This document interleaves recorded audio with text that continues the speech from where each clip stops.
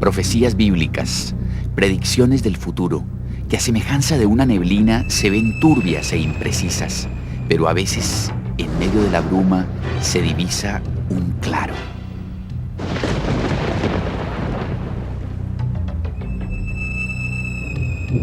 Tú, oh rey, veías, y he aquí una gran imagen, esta imagen que era muy grande y cuya gloria era muy sublime. Estaba en pie delante de ti, y su aspecto era terrible. Su pecho y sus brazos de plata, su vientre y sus muslos de bronce, sus piernas de hierro. Estabas mirando hasta que una piedra fue cortada. Este es el sueño, también la interpretación de él diré. Limpiezas étnicas, nuevas guerras, niños que asesinan a otros niños, economías al borde del colapso, adelantos en materia de clonación e ingeniería genética, nuevas enfermedades mortíferas, devastación y pérdida de vidas causadas por violentos cambios climatológicos, incremento del terrorismo nacional e internacional y un sinfín de cosas más.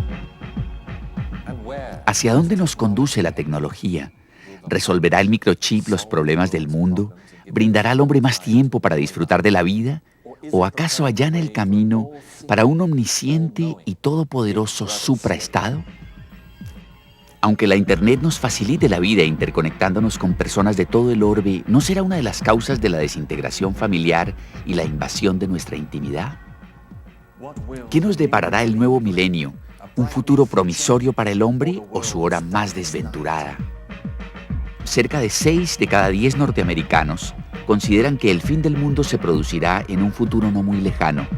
49% piensa que habrá un anticristo y 44% cree en la batalla final del Armagedón. ¿Habrá un Armagedón? Según la Biblia, sí, pero no todavía. Antes tendrán que producirse ciertos acontecimientos de grandes repercusiones que se detallan en las profecías, tanto del Antiguo como del Nuevo Testamento. Resulta sorprendente que de los 66 libros que conforman el Antiguo Testamento hebreo y el Nuevo Testamento cristiano, 18 se componen enteramente de profecías o predicciones explícitas del futuro. Casi todos los demás contienen importantes profecías de alguna índole. Israel, tierra de profecías. Este estrecho y polvoriento territorio de no más de 80 kilómetros de ancho y 400 de largo ha sido recorrido por más profetas que ningún otro sitio de la tierra. Además de predecir con increíble detalle la historia de su propio pueblo, los profetas judíos han vaticinado el auge y caída de grandes imperios, así como el destino final de la humanidad. Una de las profecías de Daniel que resulta más sencilla de entender es la relacionada con el sueño del rey Nabucodonosor, una de las predicciones más asombrosas jamás reveladas al hombre. El rey soñó con una gran imagen, cuya cabeza era de oro fino, el pecho y los brazos de plata, el vientre y los muslos de bronce, las piernas de hierro, los pies parte de hierro y parte de barro cocido. Seguidamente, una roca cortada no por hombre golpeó la imagen en los pies, reduciéndola a polvo, que luego desparramaría el viento. A su vez, la roca que golpeó la imagen se convirtió en una gran montaña que llenó toda la tierra. Cada una de las partes de esta impresionante visión simboliza un imperio que, según lo predicho por Dios, regiría el mundo. Daniel mismo dijo a Nabucodonosor: Tú eres aquella cabeza de oro. En la antigüedad, Babilonia recibía el apelativo de Ciudad Dorada. La cabeza alude a que los babilonios eran grandes pensadores, astrónomos, astrólogos y científicos. Los dos brazos de la imagen simbolizan el siguiente gran imperio, plasmado luego de una alianza entre los medos y los persas, que conquistaron Babilonia en el año 538 a.C. Estos eran muy hábiles con las manos y expertos en artesanía y construcciones. El imperio medo-persa fue subyugado por los griegos en el año 333 a.C. Dios equiparó a estos últimos con el vientre de la imagen. En efecto, los griegos fueron conocidos por su hedonismo y búsqueda del placer, simbolizados por el vientre o los apetitos de la carne. Roma fue el siguiente imperio de gran envergadura, ejemplificado en esta imagen por las piernas de hierro. Fue el más poderoso de los antiguos imperios y gobernó el mundo con puño de hierro. Las piernas son alegóricas de un imperio dividido en Oriente y Occidente. Representan también la afición por la marcha exhibida por los romanos. Además son la parte más larga de la imagen, lo cual coincide con el hecho de que Roma fue la potencia mundial más longeva. Duró casi 1000 años. Tras la caída de Roma han surgido otros imperios, pero ninguno con el poder suficiente para regir la totalidad del mundo conocido de su época.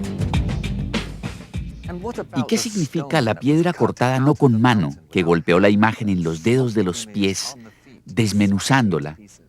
Si bien las profecías de Daniel son un tanto complejas, el que logremos comprender siquiera alguno de dichos misterios es de por sí muy significativo. Dios dijo a Daniel: Pero tú, Daniel, cierra las palabras y sella el libro hasta el tiempo del fin. Muchos correrán de aquí para allá, y la ciencia se aumentará, pues estas palabras están cerradas y selladas hasta el tiempo del fin. First, because of the establishment of Israel, I believe. Secondly, because several things have happened already in the history that Daniel predicted and happened. Some of it had to do with the vision of the image that King Nebuchadnezzar have seen, with the different main powers that will control the earth and what will happen.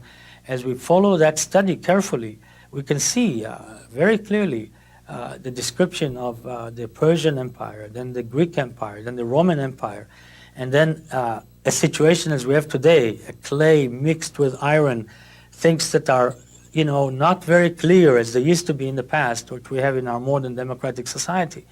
And so when you follow that, you can follow a little bit the book and see the fulfillment of some of the prophetic words. So it's not as sealed as it used to be. I do believe there are certain things that's still hidden from our eyes that Daniel talks about, and a good study, a thorough study, will open it up before those who really study it, along with the book of Revelation, because they are relating to each other. And again, as we're coming closer and closer to the end time, to the millennium, the whole book of Daniel will be open and clear as it will be fulfilled. ¿Tenemos entonces alguna idea de lo que simbolizan los pies y los 10 dedos? Muchos estudiosos de la Biblia coinciden en una interpretación particularmente sorprendente de esta porción de la imagen, relacionada con Israel y su historia en los próximos años.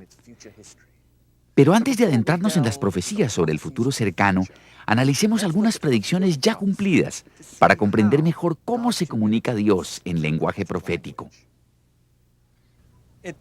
Cabe afirmar que tanto la raza judía como la árabe fueron de cuna profética. Dios avisó a Abraham, padre de ambas razas, que saliera de la tierra de Harán y se dirigiera a un lugar que él le indicaría. La Escritura nos dice que Abraham obedeció y salió sin saber a dónde iba. Dios prometió a Abraham: multiplicaré tu descendencia como las estrellas del cielo y como la arena que está a la orilla del mar. Algo a todas luces imposible, puesto que además de no tener hijos, su esposa Sara rondaba entonces los 90 años de edad. De ahí que Ismael, primer hijo de Abraham, naciera de una mujer egipcia llamada Agar, sierva de Sara. Ismael se convirtió en padre de las 12 naciones árabes que hoy en día ocupan una parte importante de Asia y África. En Génesis 17:20, Dios habla de Ismael. Le haré fructificar y multiplicar mucho en gran manera. 12 príncipes engendrará y haré de él una gran nación. Mas yo estableceré mi pacto con Isaac, el que Sara te dará a luz por este tiempo el año que viene.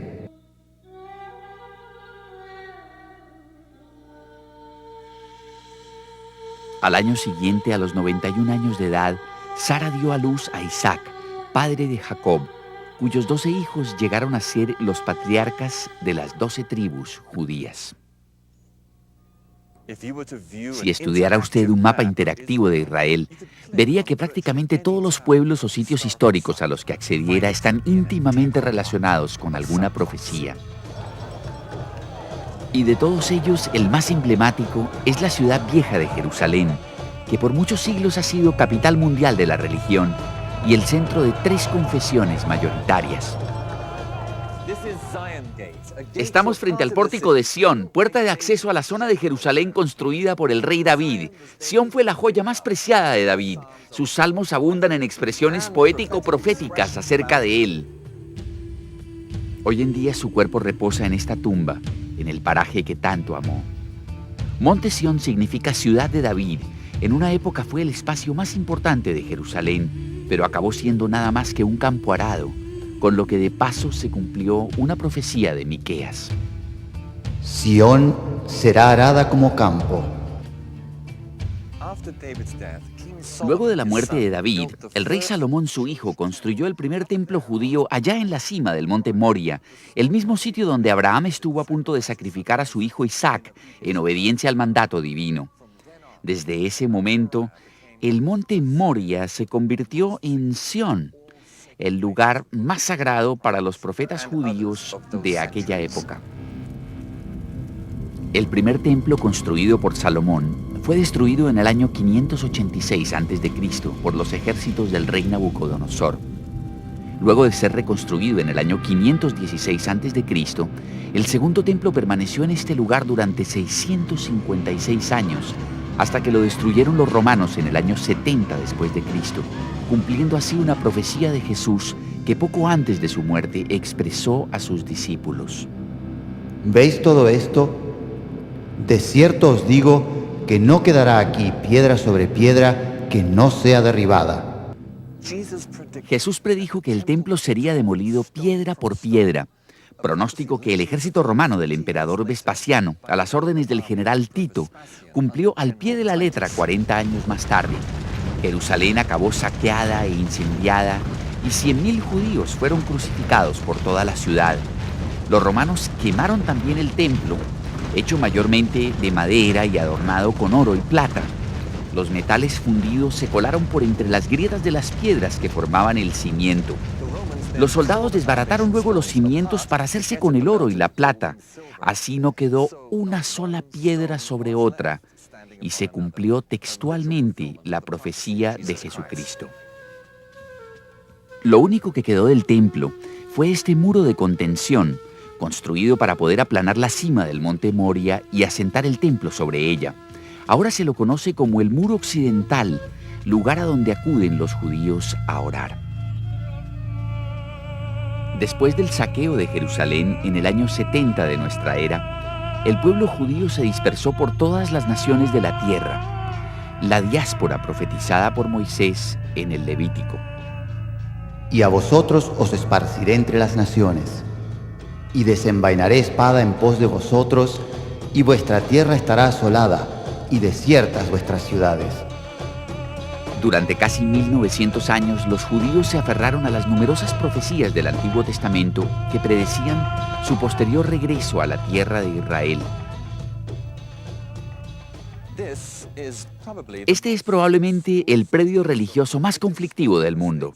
El monte Moria, el lugar sagrado en que el pueblo judío, en el primer milenio de su historia, realizaba sacrificios de animales. Según la tradición islámica, fue aquí donde el profeta Mahoma ascendió al cielo a comienzos del siglo VII. Y según la profecía bíblica, es aquí también donde se erigirá el tercer templo judío.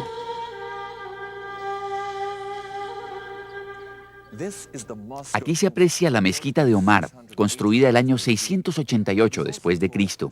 Se la llama también el Domo de la Roca, ya que dentro de ella se encuentra la roca sobre la que Abraham iba a sacrificar a Isaac. Durante los 500 años de dominio romano y bizantino, Palestina fue mayoritariamente cristiana, pero en el año 641 quedó bajo el influjo del Islam. En el año 1099, los cruzados europeos tomaron Jerusalén y establecieron un reino feudal que duró hasta 1291, fecha en que fueron expulsados por los egipcios. A partir de 1516, Palestina fue anexada al Imperio Otomano y permaneció 600 años bajo su dominio, hasta que los ingleses la tomaron en 1918 sobre el final de la Primera Guerra Mundial. Una profecía musulmana auguraba que Jerusalén sería conquistada por un profeta de Dios sin necesidad de hacer un solo disparo. Así que cuando el general Allenby, al mando de las fuerzas británicas, rodeó la ciudad, sus habitantes, al enterarse de su nombre, se entregaron sin ofrecer resistencia. Es que en árabe, Alan Bey significa profeta de Dios.